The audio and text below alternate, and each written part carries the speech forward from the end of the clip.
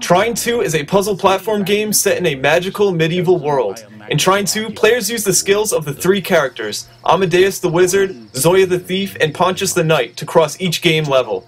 As with the first game, the mystical Trine has bound the three characters together into one common entity, and thus the player controls only one character, which can be switched to the other two at any time. Each of the characters has unique abilities. Amadeus can use magic to grab onto certain objects in the game world and create boxes and planks to be used to get around. Zoya can strike at objects with her arrows and grapple onto certain surfaces. Pontius is strong in combat against foes, can bash walls apart, and deflect projectiles with his shield. A combination of these elements is necessary to complete each stage in the game's world. Flexibility is the most vital thinking skill needed in order to advance through Trine 2, since players must switch between one of the three main characters to complete each level.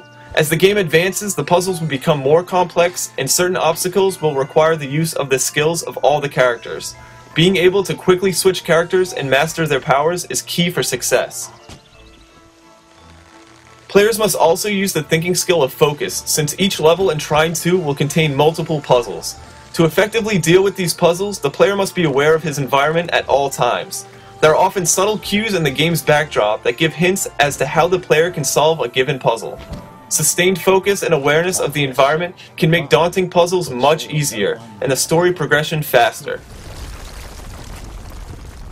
For more information about Trine 2 and the thinking skills used in this game, visit learningworksforkids.com.